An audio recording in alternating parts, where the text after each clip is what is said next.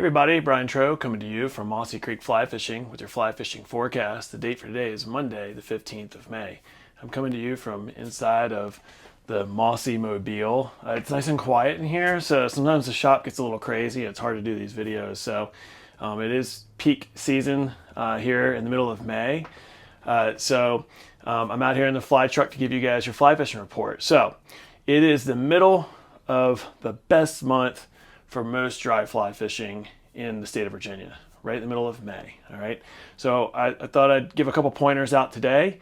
Something I hear a lot in the shop, something I hear a lot when I'm out in the water is during dry fly season is how to properly use floatant. Okay. There's a lot of different floatants that we sell. We've got, great products from Loon, like a Quell, things like this. We've got Gink. But a lot of people don't quite understand the difference between like silicone floatants and like desiccants. Okay, so I'm going to explain those really quickly for those of you who might be a little bit confused or don't quite know exactly how to apply them. All right, so number one rule, you've got dry flies, which can be made with synthetics, usually have feathers, furs, hackles, natural fibers, things that are naturally hollow and buoyant and float. But after they get really, really saturated and take on water, they'll begin to sink. Some people say, well, that's okay if my dry fly sinks a little bit. I still kind of know where I am. And that's true, but how do you know that your fly is not dragging? Okay. And you can definitely get eaten and miss the strike. So it's really best when you are trying to dry fly fish to try and keep the thing up and floating properly on the surface. Okay. So you can keep track of it, cover the water well, get good, proper dead drifts and see your strike. All right. So the first step is make sure that you're using a silicone-based floatant, not your powder, in order to pre-treat your fly. Okay, the purpose of the silicone is to keep water from penetrating into those fibers. All right, so you want to put your silicone gel on with your fly dry. So right out of the box, right out of your pack. Use a pretty decent amount. Okay, you don't want to glob it up so much that everything's just stuck to each other and you're shedding it everywhere and putting an oil slick on the water. But you definitely want to thoroughly cover the dry fly. Okay, and once you do that, you can tie your fly on, grease your fly. Okay, give it some false casts, kind of get some air into the material, and then that thing will actually float like almost the whole day. Okay. Now, some people say, no, man, it floats great, but then after I catch a couple fish, that's when it starts to sink. That's true. That can definitely happen. I mean, the fish physically holds the fly underwater, which means it's going to be exposed to more water and it can get saturated. However, what usually is happening is this. When the angler goes to remove the hook from the fish's mouth, is a lot of times we will pinch that fly, okay, and the materials and use it to turn the hook, to pull the hook out, okay? The problem with that is you've just forced water into the dry fly. So a lot of it happens when not from fighting the fish, but from pulling the hook out at the end, okay? So how do you avoid this? I mean, if you got forceps, which you should have, you try to go in and grab the hook itself, the bare part of the hook, the shank, the bend of the hook, where it doesn't have material, and use that to turn the fly and have it come out. Especially if it's barbless, which you should be using. It should come out really easily without you having to like mash or grab a hold of that material. All right, so you've released the fish, okay?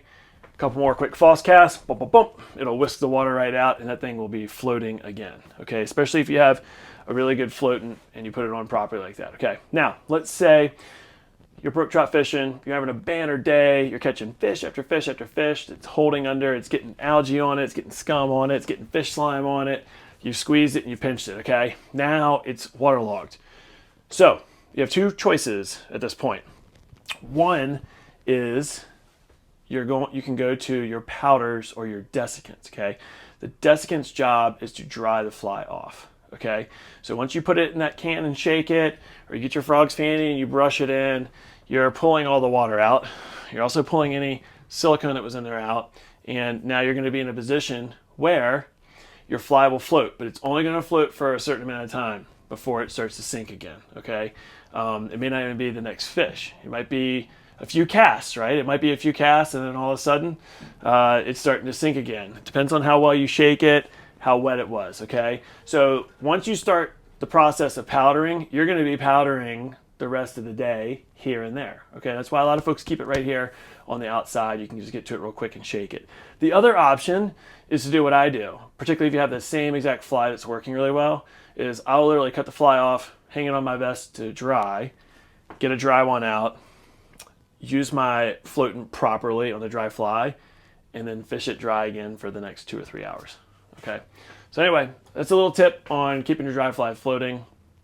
Trust me, it works if you do it right, and it'll last and last and last.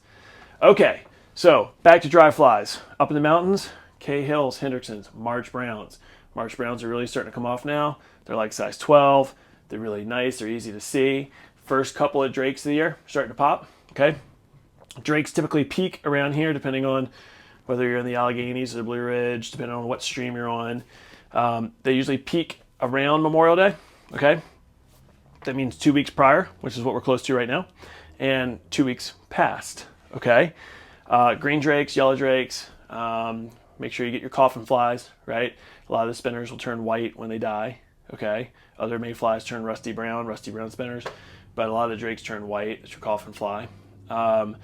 Certain streams have huge drake numbers, and then the next stream over may not have many at all. Okay, some places in Virginia to see really good drake hatches: the Jackson upper, like up in Hidden Valley, places like that, and Virginia's Dry River to the west of us here. Awesome places to see really good drake hatches, good numbers. Okay, all right, moving on to the spring creeks. The sulphurs are in full swing.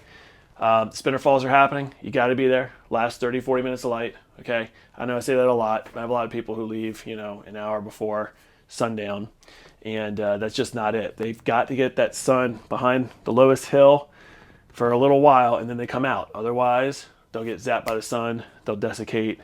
They'll dry up and they die. So there's a method to their madness. It's got to be. And by the way, the spinner falls don't just happen for 30 minutes before dark. They start 30 minutes before dark. Okay, long after you're gone into the night, those fish are still eating those bugs. Okay, those bugs are hitting the water when it's dark 30. Okay, put that in your math. Sometimes that can lead to a slow morning the following morning. Okay, they really gorge on sulfur spinners all evening. Okay, and you're there at 6 o'clock next morning, and there's not a lot of bugs on the water. They can be pretty satisfied, right? It's a good word. They're satisfied. They might eat you, but they've eaten so much the night before that they're not looking real hard. Okay, in that case, streamers and stuff throughout the day still on the spring creeks, small streamers, nymphs, any nymph, doesn't matter. Just make sure it's fished at the right depth. All right, moving on to the larger rivers, the bass are definitely spawning or done spawning. Okay, Colby's been posting a lot of shots and videos the last week or two of beds, because a lot of you just say, I don't know what I'm looking for.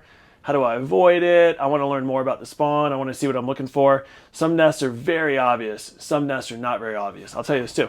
The bass leading up to spawn, the males will clean them really well, right? They want all that debris out. They want a nice house, okay? They're trying to impress the ladies. They're getting everything up and out. Little bit of detritus, debris, silt, clay, all that stuff wants to be out. So they stand out very well. Once the eggs, the fertilized eggs, and even the fry are like there in the nest, okay? There's no more fanning going on. The bass aren't fanning. They can't fan. If they fan, they could destroy or hurt the eggs or the little fry. So those nests will become harder and harder to see and identify, even under good, clear water conditions and sunny skies, okay? So learning the areas where they are nesting and avoiding those altogether when they're guarding these nests is really important skill to have. All right, stop by the shop. We'll talk to you more about it. A lot of people have questions about the spawn, okay, and how to fish it, how to not fish it, and all that stuff. We'd be happy to help out. The musky are done spawning. They're back out feeding, okay? So get your big flies, get your 10 weights, get your 11 weights, get your sinking lines, dust them off, and get out there and start going after these musky, okay? The clock is on again. We're going to be able to musky fish right up, usually around here in the valley, until about 4th of July. Stream thermometer is the dictator of when we will cut that off. So that varies from year to year depending on the temperatures of the water. But right now is a really great time if you want a musky fish to get out there and get in front of good numbers of hungry fish. Remember, they like soft-boned fish. They like suckers, chubs, fall fish, baby carp, okay, baby catfish, things like that. So a lot of those fish are schooling fish. So once you are on the river enough and you start finding huge schools of suckers and chubs, okay, the muskie will be nearby. They'll be in that hole with them, or they'll be nearby, okay? So things to look for when you're on the water. All right, that's it for me for today. We have a lot going on this week. For those of you who are anywhere within an hour or so or whatever of Winchester, Virginia, if you live, there's even folks here in Harrisonburg that are going to head up there.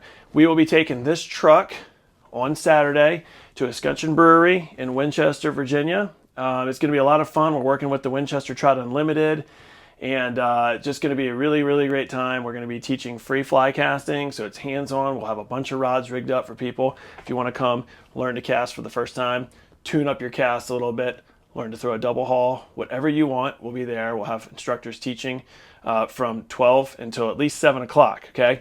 The truck will be there with all kinds of gear. If you need new line on your reels, the spooling machines on here, like everything that we would normally have in the shop, minus tying on this trip.